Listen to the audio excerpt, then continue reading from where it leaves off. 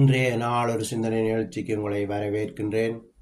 இன்றைய நாள் ஒரு சிந்தனை நிகழ்ச்சியை நான் சொல்லப் போவது, இந்த இஸ்லாமிய சகோதரர்கள் ரட்சிக்கப்படும் காலம் வந்துவிட்டது.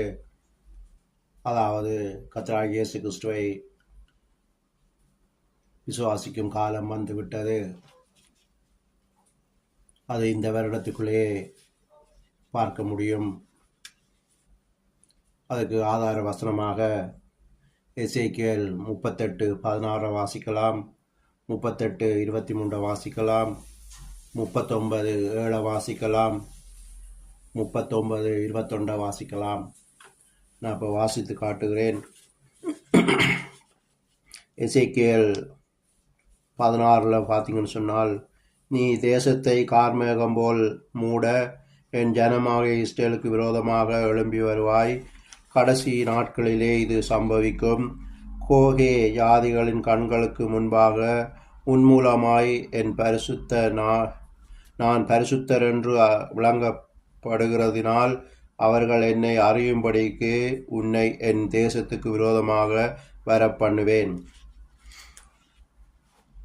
இது இனி நடக்க போகிற காரியம்.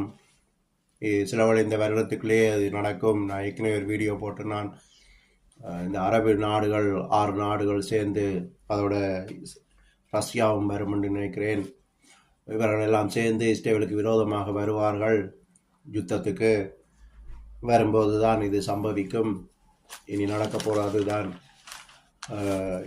இது. அடுத்தது 38:23 வாசிச்சிங்கன்னு சொன்னால், இவ்விதமாய் நான் அநேக ஜாதிகளின் கண்களுக்கு முன்பாக என் மகத்துவத்தையும் என் பரிசுத்தத்தையும் விளங்க பண்ணி அறியப்படுவேன். அப்பொழுது நான் கர்த்தர் என்று அறிந்து கொள்வார்கள். அப்போ இந்த இஸ்லாமியர்கள் எல்லாம் இங்கே தோற்று போவார்கள், அதாவது இறந்து போவார்கள். பெரிய கடல் மாதிரி கூட்டம் எழும்பி வரும்.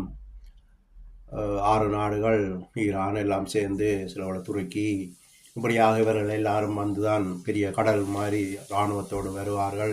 பெரிய யுத்தம் நடக்க போகின்றது. இங்கே இவர்கள் எல்லாரும் இறப்பார்கள். இறக்கும்போது இந்த உடல்களை எடுத்து இஸ்ரவேலர்கள் 7 மாதம் அளவும் அடக்கம் பண்ணுவார்கள். ஏற்கனவே ஒரு வீடியோ போட்டிருக்கிறேன். இது இஸ்லாமியர்கள் ரட்சிக்கப்படுவார்கள். அப்போ அங்கே கர்த்தரை ஏற்றுக்கொள்வார்கள். அதுதான் இந்த வசனங்கள். அடுத்தது எசேக்கியேல் 39:7 வாசிக்க சொன்னால், இவ்விதமாய் நான் என்